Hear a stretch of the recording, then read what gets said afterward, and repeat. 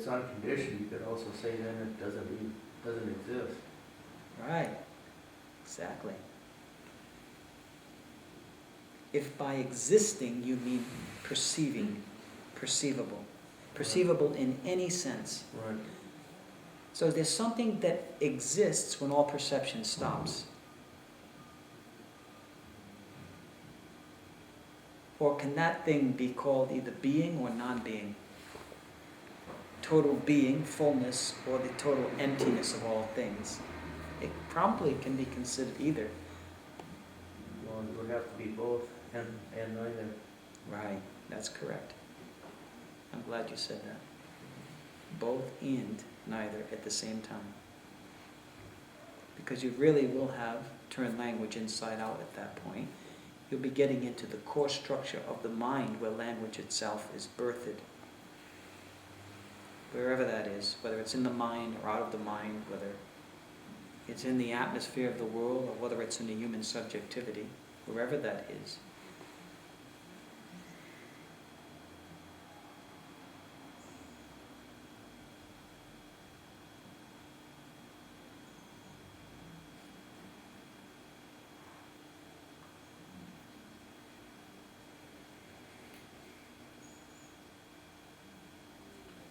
I always feel like my mind's running off a cliff when we talk about what can't be talked about.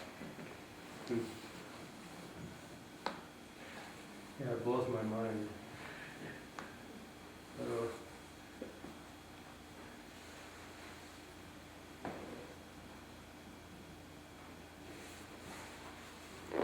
At the same time, the mind's like, gosh darn it, I want that permanent realization.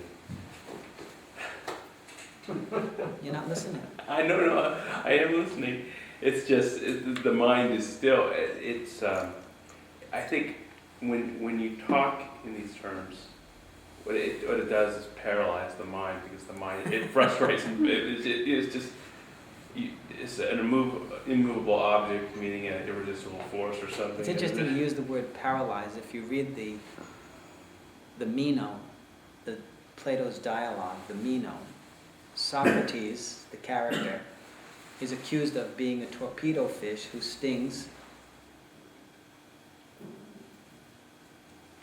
whoever he's talking to and makes them numb, paralyzes them. And Socrates says, oh, that's fine if you call me that, as long as you understand that I too am numb. In other words, he's in that same state of paralysis, as is the one who gets stung by him. It's infectious. And what that sting does, it puts an end to the superficial wandering of the mind. The mind that is running itself in all of these autonomous or self-generating concepts that go nowhere. Do you follow? You can read hundreds of books of enlightenment on enlightenment and not know what it is in the end, because you're simply functioning in those autonomously self-generating concepts that go nowhere. You're stuck in a superficial level of language and the use of language. So here, what you mentioned is of significance, this paralysis, where the mind is at the end of its tether. The mind has been pushed beyond its tolerable and familiar framework. And therefore it begins to literally stop. It gets jolted into stopping. It gets shocked into stopping. And then now there is the chance of listening. Once that happens, you have the ears of your ears open. It's interesting. Also, as you get closer to that paralysis, or when you get closer to what you can't get closer to, things typically, I feel things get more energetic around my consciousness and body. It should have an effect even on the physical frame. Absolutely. So it's interesting because we're talking about that which cannot be talked about,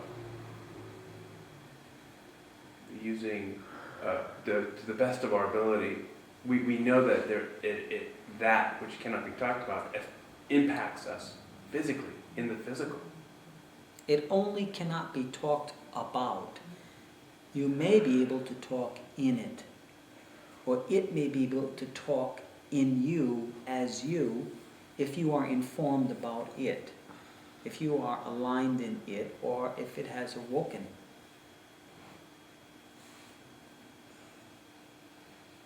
It's a kind of interesting area, because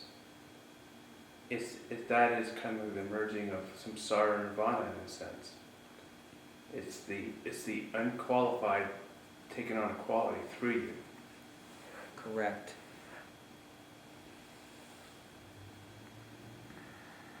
Let's go slowly here. Because it may take on a quality through me, but it is not for the me.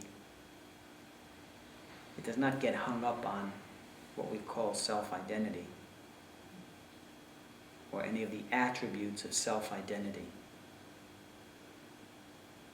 The attributes being personality, emoting, conceptualizing. It won't get rutted in any one of those, or claim an autonomous identity in any of those facets. But there seems to be a functionality that it does gravitate towards. The function of the guru facilitates this merging of the unconditional with the conditional. I mean, geez, right now everything is lit up by talking about it. There must be this quality of speaking about it then even potentizes the... Like I said, at first the mind is reduced in its autonomous functioning. It's prohibited from indulging in illusory or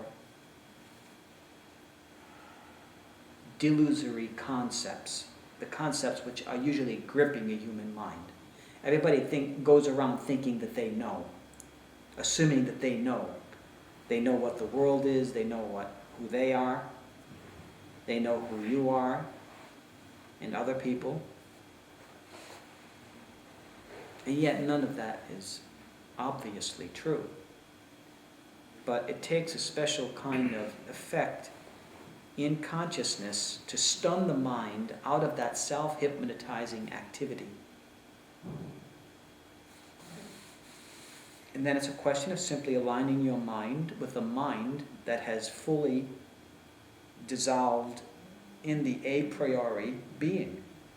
A mind that is still functional on its superficial level.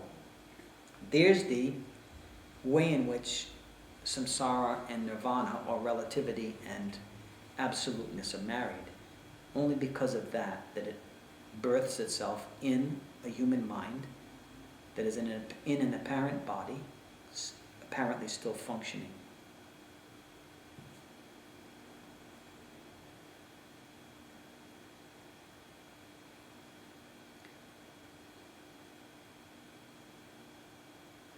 This numbing or paralysis can also be called darsha. When you inquire very deeply, or you're in the presence of someone who has spent his entire life inquiring very deeply, this can be shared. It comes within the field of human relations. That's another topic that's interesting. First, that in this human nervous system, such magic can happen, that bridge can be accessed and then shared amongst other human nervous systems is amazing. And thank God for that. The universe is allowing this to happen. We don't want to thank God, because if we thank God, then we have to thank Him for not taking so long to make it available. So we stay away from monotheistic relationships with talking about the source in the context of talking about the source.